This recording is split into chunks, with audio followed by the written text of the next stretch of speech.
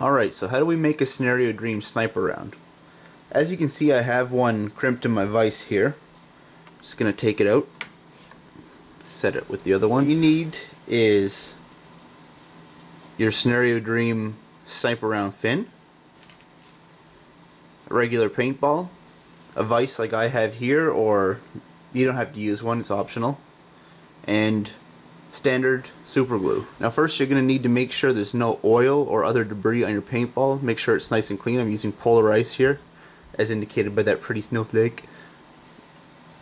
The first thing you do after that is take your super glue, apply it a little bit all around the rim.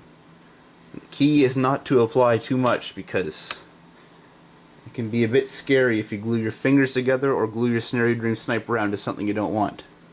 Now you take your paintball, make sure your seam does not go horizontally with the shell. Now what that means is you do not want your round to go in like this. You want the seam to point away from the back of the shell. So I'm going to line that up here. It's on. Okay, now I'm going to hold it for just a second and put it near my vise and gently let it clamp. Alright, now I've waited a few minutes on my round. It should be nice and dry. Just going to take it, open the vise here. As you can see, the ball's not going anywhere. After you fire this, you can go back and retrieve that fin and do it again. So I'm just going to put this ball over here with the done ones. Oh, dominoes. Haha. Now, when you have your fins on, you'll notice that there's a bit of a space inside the fin. And you might ask yourself, well, what can I put in this gap to make this round a bit more unique? One thing that I've thought of is, if you have any chalk powder lying around, filling the back of the fin with chalk powder. Now you're going to remember that you need enough of the fin around not coated in chalk powder so the glue will stick, but it's possible to do. And what can I use this for when I put this chalk powder in the fin? What's the practical use of that? Well, if you're in a scenario game, you'll have your standard round to eliminate just normal infantry. You can have a different fill paintball with the chalk powder, and you can use that as a tank eliminator if you make an arrangement with the refs or the people hosting the event, and have make your gun into a mobile tank or infantry transport destroyer. So that's one unique thing. Another thing you can use this round for is a way to mark your kills with really a personalized touch. Some people might say, well, this looks like a pretty cumbersome round. How am I going to transport that onto the field? I mean, I'm not going to just put them in my pockets, am I? Well, one thing you can do is get yourself a shotgun shell pouch. For if you're using a gun that has a stock, wrap it around that, and they will fit into there quite nicely. You can even put one on each side. Now that's one way to do it, but if you don't have a Milsim gun that has stock, the easiest way is a 10-round tube. Now, if you put the first scenario dream round in with the ball facing down so it goes into the round at the bottom of the tube, you can fit 5 easily inside. Cap it off, and there you go. Everyone's happy. First, let me introduce my gun here. This is a custom-built sniper rifle I built specifically for these rounds. As you can see, working the bolt back, put a round in, and the bolt chambers around. Just like a real bolt-action rifle. Now, because the rounds are so big, it makes it very difficult for them to fit in most paintball markers just by putting it in the bolt. But any paintball marker can use them. You don't have to have a custom-built sniper rifle. I've got here an autococker. Now, guns that have the bolt come out the back are especially useful for these rounds. You just take the bolt out, put your round in, and then slide your bolt back into the marker. Now, if that's a bit tedious, If you don't have a full paint to barrel match, you can just slide them down the barrel. Or if it is a tight paint to barrel match, just take your barrel off. Sorry, cockers have like a mile of threading. And insert the round directly into the barrel. Like I said before, it will not feed like a regular paintball. If you have any standard gun with a feed neck of any kind, it's not going to go in, it's not going to feed. You're just going to have a round sitting in there, it's going to get chopped up. Which is why it's necessary to take the bolt out or put it in. But is it worth it? That's what we're going to see right now. Alright, this is 30 feet. We're going to take some shots down at that target. First we're going to use regular paintballs. Then after that I have the Scenario Dream sniper rounds of the same paintballs, and we'll see if we get a different grouping.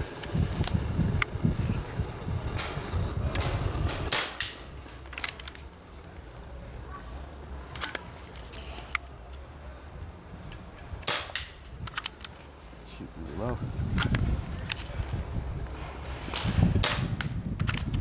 To the right. This paint is really terrible, by the way.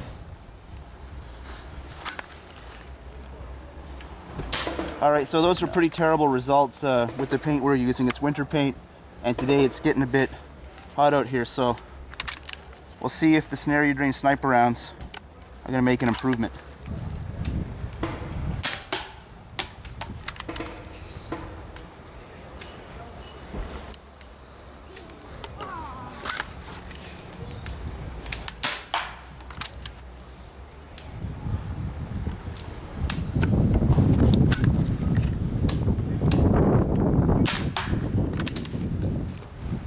That is a big improvement.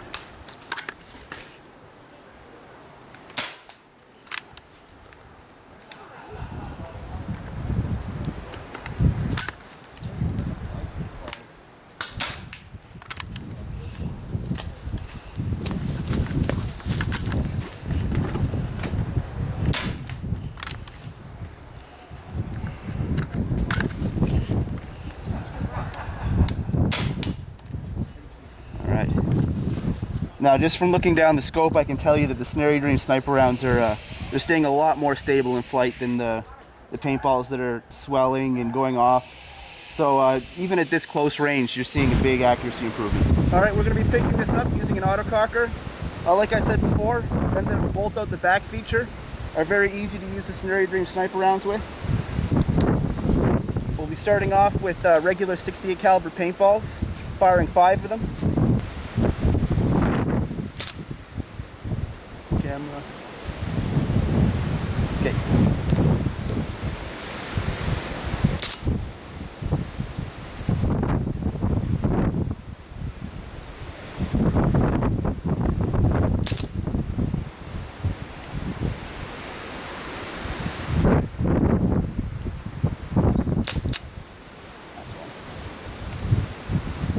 Okay, now we're going to be switching to the Scenario Dream sniper rounds to see if we get a drop in the velocity. Now remember, if you're feeding paintballs this way by taking the bolt out the back, you need a tight paint to barrel match. Otherwise, when you put your round in, it's just going to keep going and fall out.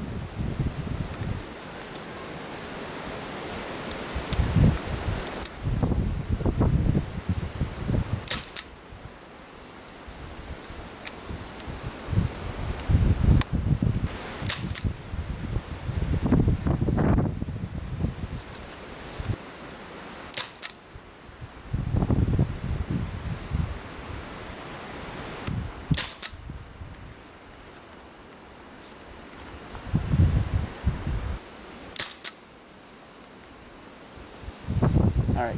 Okay, we're going to be using this for the range test. I'm going to be setting up a marker in this vise and using this level to make sure I'm shooting at the same angle every time. Now when we switch to the sniper rounds, we're going to be cranking the velocity up about 20 feet per second, but I'm going to be testing that on the average regular paintballs first. Now the reason I do that is because the sniper rounds lower your velocity about 20 to 30 feet per second when you use them on the same gun as a regular paintball. So in theory, we should be getting the same muzzle velocity. Now that's what we want if we want to test the max range, because both rounds will be traveling at the same speed when they leave the paintball marker. So this should effectively test if they will give you more range traveling at the same speed as a regular paintball. Okay, I just currently with regular paintballs and we're shooting 270 feet per second. So I'm going to take 4 shots downrange and then we'll mark them off.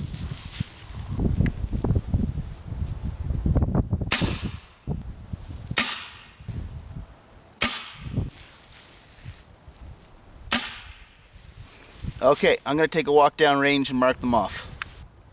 Alright, so here we are downrange where my car is, and that bench is where we were shooting from.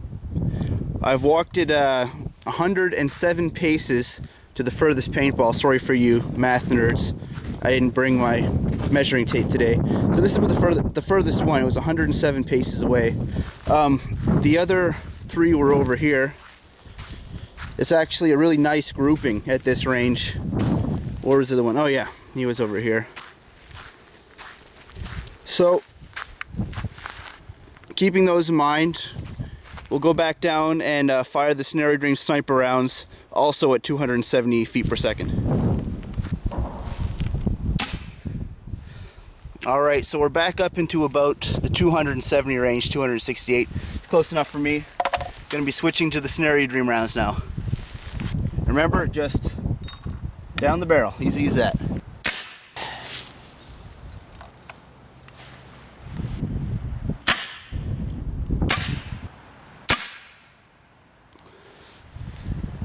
Okay, let's go downrange and see. Alright, so here we are arriving at our first grouping. Keep walking. I haven't seen one Snare Dream sniper round yet, but I do see a fin up there. So let's just keep walking.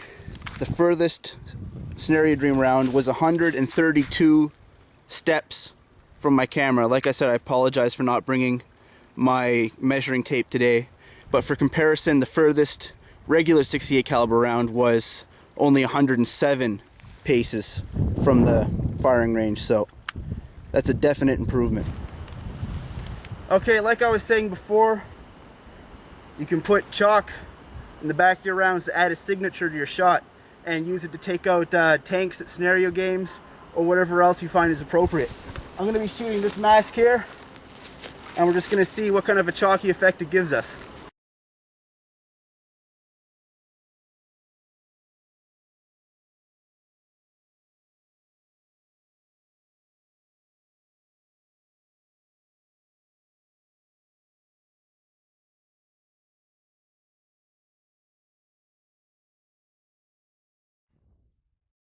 Okay, let's take a look at what the test showed.